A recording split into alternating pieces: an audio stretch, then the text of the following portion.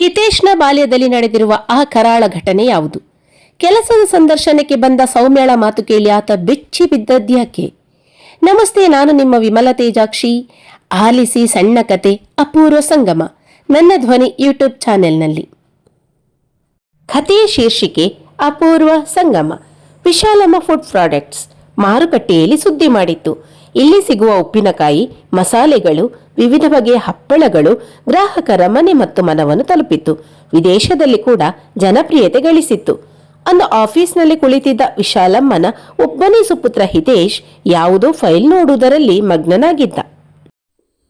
May I come in sir ಎಂಬ ಮಾತು ಅವನನ್ನು ಎಚ್ಚರಿಸಿ ತಲೆ ಎತ್ತಿ ನೋಡಿದಾಗ ಮ್ಯಾನೇಜರ್ ವೆಂಕಟೇಶ್ ಮೂರ್ತಿಯವರ ತಲೆ ಕಾಣಿಸಿತು. ಬನ್ನಿ ಅಂಕಲ್ ಎಂದ ಪ್ರೀತಿಯಿಂದ.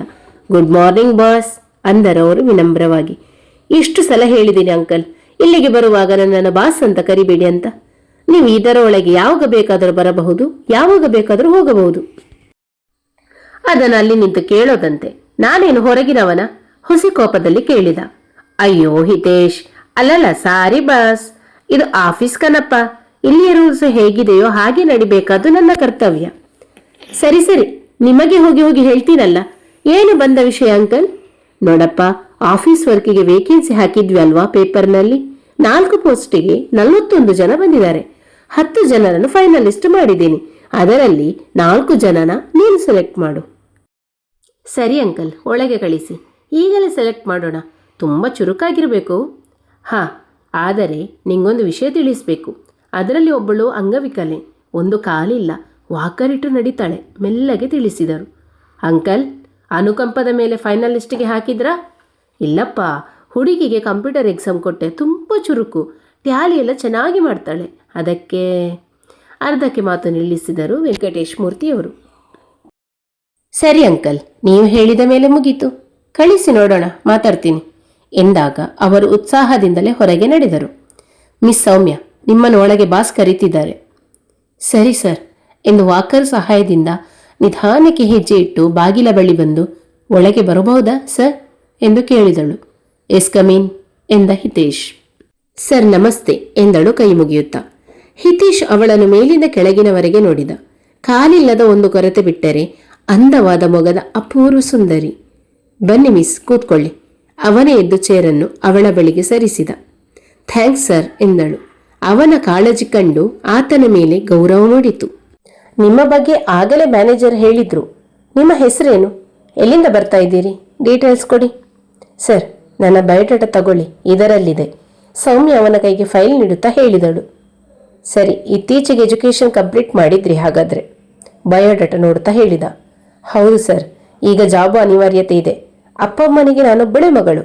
ಅವರಿಬ್ಬರನ್ನು ಚೆನ್ನಾಗಿ ನೋಡ್ಕೋಬೇಕೆಂಬ ಆಸೆ ಇದೆ. ಹೌದಾ? ಗುಡ್. ಅವರಿಬ್ಬರು ಏನು ಮಾಡ್ಕೊಂಡಿದ್ದಾರೆ? ಅಪ್ಪ ಗಾರೆ ಕೆಲಸ, ಅಮ್ಮ ಗೇರು ಬೀಜ ಫ್ಯಾಕ್ಟರಿಗೆ ಹೋಗ್ತಾರೆ. ಓ ಹೌದೇ?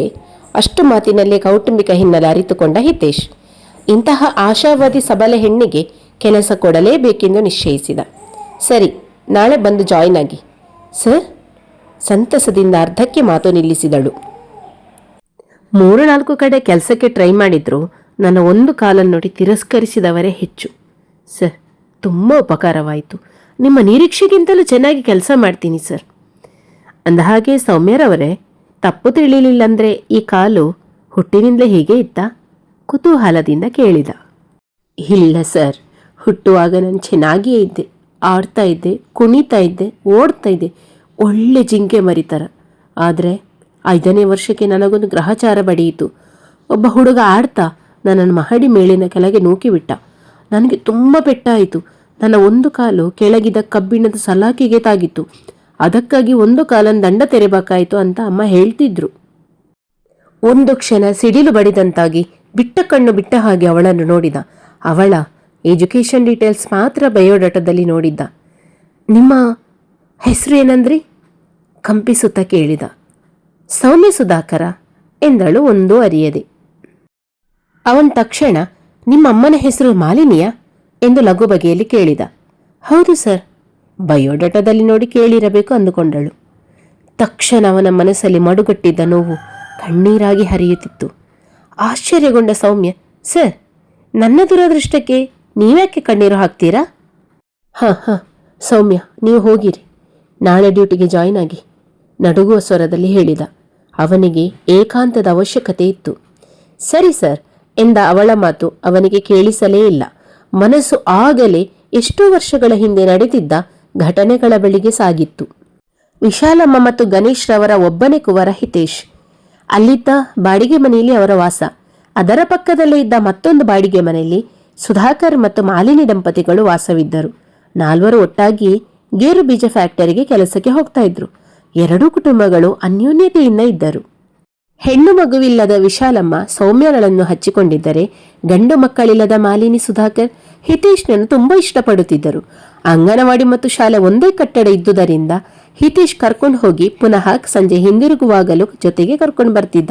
ಅಂಗನವಾಡಿ ಬೇಗ ಬಿಟ್ಟರೂ ಹಿತೇಶ್ ಜೊತೆ ತರಗತಿಯಲ್ಲಿ ಕೂರುತ್ತಿದ್ದಳು ಸೌಮ್ಯ. ಅಂದು ಸ್ವಾತಂತ್ರ್ಯ ದಿನಾಚರಣೆ ಇದ್ದ ಕಾರಣ ಶಾಲೆ ಬೇಗ ಬಿಟ್ಟಿತ್ತು.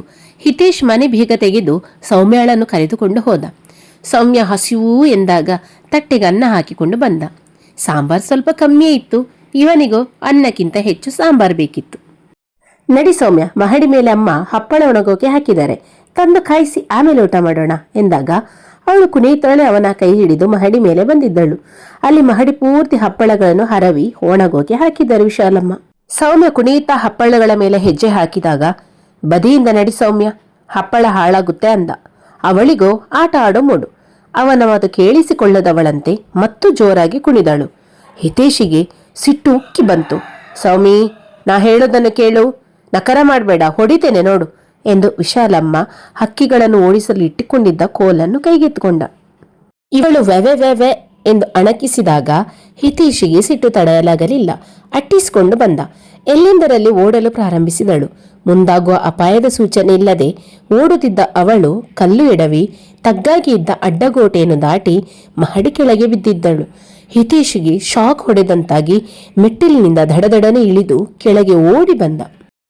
ಅಲ್ಲಿ ರಕ್ತದೋಕುಳಿಯ ಮಧ್ಯೆ ಬಿದ್ದಿದ್ದ ಸೌಮ್ಯಳನ್ನು ಕಂಡು ಏನು ಮಾಡಬೇಕೆಂದು ತಿಳಿಯದೆ ಅಕ್ಕಪಕ್ಕದವರನ್ನು ಜೋರಾಗಿ ಕಿರುಚಿ ಕರೆದು ಪಕ್ಕದಲ್ಲೇ ಇದ್ದ ಗೇರು ಬೀಜ ಫ್ಯಾಕ್ಟರಿಗೆ ಓಡಿ ಹೋಗಿ ವಿಷಯ ತಿಳಿಸಿದ. ನಾಲ್ವರು ಓಡುತ್ತಲೇ ಬಂದರು. ಅವರು ಬಂದಾಗ ಅಕ್ಕಪಕ್ಕದವರು ಆಸ್ಪತ್ರೆಗೆ ಸೇರಿಸಿಯಾಗಿತ್ತು. ಮನೆ ಮಾಲೀಕರು ಬಂದು ಮಾಲಿನಿ ಸುಧಾಕರ್ ಅವರನ್ನು ಅವರ ಕಾರಿನಲ್ಲಿಯೇ ಆಸ್ಪತ್ರೆಗೆ ಕರೆದುಕೊಂಡು ಹೋದರು. ತೀರಾ ಕಾಲಿಗೆ ಪೆಟ್ಟಾಗಿದ್ರಿಂದ ಇನ್ಫೆಕ್ಷನ್ ಆಗುವ ಅಪಾಯದಲ್ಲಿ ಇರೋದ್ರಿಂದ ಮೊಣಕಾಲಿನ ಕೆಳಗೆ ಕಾಲು ಕತ್ತರಿಸಬೇಕಾಯಿತು, ಸಾರಿ ಎಂದು ಡಾಕ್ಟರ್ ಕೈಚೆಲ್ಲಿದಾಗ ಸುಧಾಕರ್ ಮತ್ತು ಮಾಲಿನಿಯವರ ಗೋಳು ಮುಗಿಲು ಮುಟ್ಟಿತ್ತು. ಸ್ವಲ್ಪ ಸಮಯದ ನಂತರ ಪ್ರಜ್ಞೆ ಬಂದಿದ್ದ ಸೌಮ್ಯ ಅರೆಗಣ್ಣಿನಲ್ಲಿಯೇ ನಡೆದ ವಿಷಯ ತಿಳಿಸಿದ್ಲು. ಆದರೆ ಹೇಳೋ ಭರದಲ್ಲಿ ಹಿತುದೂಡಿದೆಂದೇ ಹೇಳಿಬಿಟ್ಟಿದ್ದಳು. ಸಂಜೆ ಹೊತ್ತಿಗೆ ಅಳುತ್ತಲೇ ಊಟದ ಡಬ್ಬಿ ರೆಡಿ ಮಾಡಿದ ವಿಶಾಲಮ್ಮ ತನ್ನ ಗಂಡನ ಜೊತೆಗೆ ಹೊರಟಾಗ, ನಾನು ಬರ್ತೀನಮ್ಮ ಸೌಮಿ ನೋಡೋಕೆ ಎಂದ ಹಿತೇಶ್. ಬೇಡಪ್ಪ, ನಿನ್ನ ತಪ್ಪಿಲ್ಲದಿದ್ರೂ ನಿನ್ನ ಕಾರಣದಿಂದ ಆ ಮಗು ಆಸ್ಪತ್ರೆಗೆ ಸೇರೋ ಹಾಗಾಯ್ತು. ಮಾಲಿನಿ ಅಕ್ಕ ನಿನ್ನ ಜೊತೆ ಹೇಗೆ ವರ್ತಿಸ್ತಾರೋ ಅಂತ ಹೇಳೋಕೆ ಆಗಲ್ಲ ಕಂದ ಎಂದರು. ಅಮ್ಮ, ಆದರೂ ಬರ್ತೀನಿ, ನನಗೆ ನೋಡಲೇಬೇಕು ಹಿತೇಶ್ ಹಠ ಹಿಡಿದ. ಅವನು ಬರಲಿ ಬಿಡೆ, ತಡಿಬೇಡ. ಅಲ್ಲರಿ, ಅಲ್ಲಿ ಏನಾಗುತ್ತೋ ಏನೋ ಗಂಡನ ಮಾತಿಗೆ ಆತಂಕಿತರಾದರು ವಿಶಾಲಮ್ಮ. ಏನಾಗುತ್ತೋ ಆಗಲಿ ಬಿಡು, ಕರ್ಕೊಂಡು ಹೋಗೋಣ. ಆದರೆ ಅವರು ಏನೆಂದರೂ ಬಾಯಿ ಮುಚ್ಚಿಕೊಂಡು ಸುಮ್ಮನಿದ್ದರಾಯಿತು ಎಂದು ನಿರ್ಧಾರ ಮಾಡಿ ಅವರು ಮೂವರು ಆಸ್ಪತ್ರೆಗೆ ಹೊರಟರು. ಆಸ್ಪತ್ರೆಯಲ್ಲಿ ಅವರನ್ನು ಕಂಡು ಕೆಂಡಾಮಂಡಲವಾದರು ಮಾಲಿನಿ. ಓ, ಬಂದೇನಪ್ಪ, ನನ್ನ ಮಗಳ ಕಾಲು ಮುರಿದು ಹಾಲು ಕುಡಿದಷ್ಟು ಸಂತಸಾಗಿರ್ಬೇಕಲ್ಲ ಎಂದು ಹಿತೇಶ್ನ ಕೆನ್ನೆಗೆ ರಪರಪನೆ ಬಾರಿಸಿದರು. ಈ ದಂಪತಿಗಳಿಬ್ಬರು ಮೂಕ ಪ್ರೇಕ್ಷಕರಾಗಿ ನಿಂತಿದ್ದರು. ಹೆತ್ತಬ್ಬೆಯ ಸಂಕಟ ಈ ರೀತಿಯಾದರೂ ಹೊರಬರಲಿ ಎಂಬ ಹಿಂಗುರುಳು ವಿಶಾಲಮ್ಮನದ್ದು.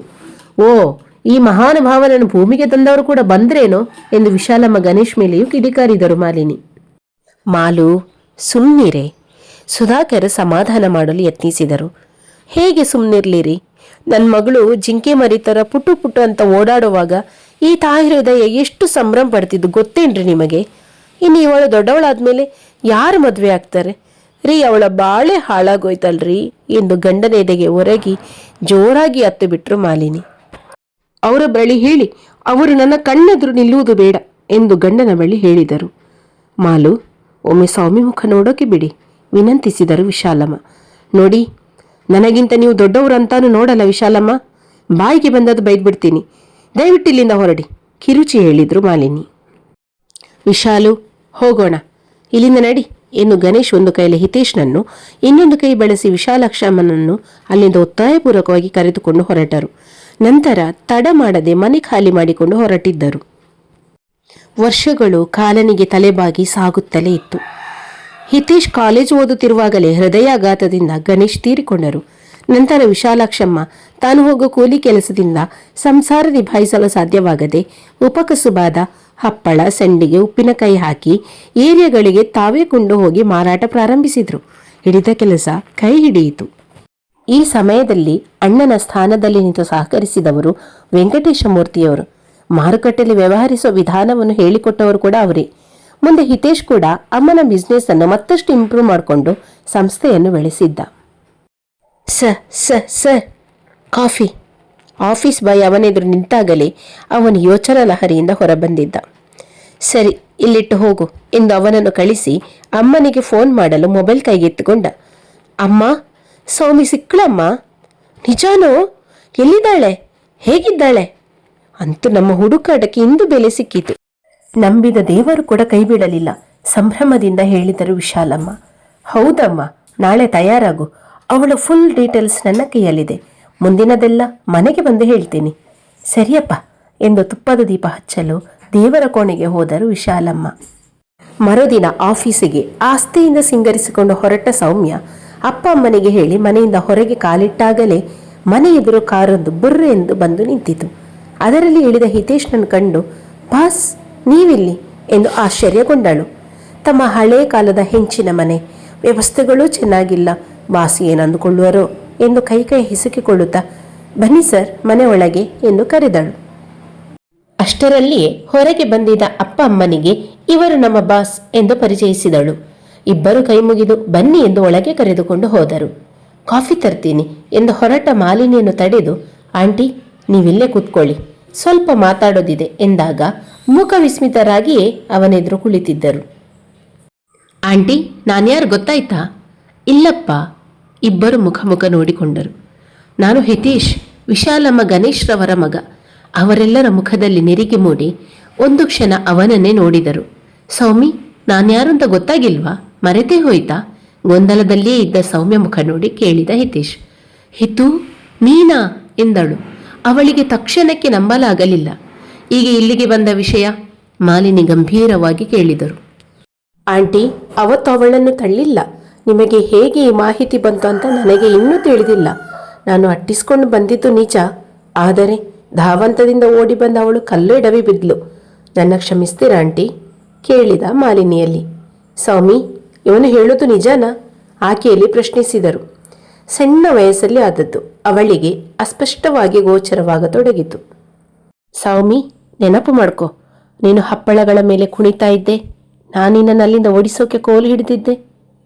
ಸೌಮ್ಯಂದು ಗಾಬರಿಯಲ್ಲಿ ಅವನು ತಳ್ಳಿದ್ದು ಎಂದು ಹೇಳಿದ್ದಳು. ಮುಂದೆ ಅದನ್ನೇ ನಿಜವೆಂದು ನಂಬಿದ್ದಳು. ಆದರೆ ಅವನು ಆ ಘಟನೆಗಳನ್ನು ಹೇಳುವಾಗ ಮತ್ತೊಮ್ಮೆ ಆ ಚಿತ್ರಣ ಬಂದಂತಾಯಿತು.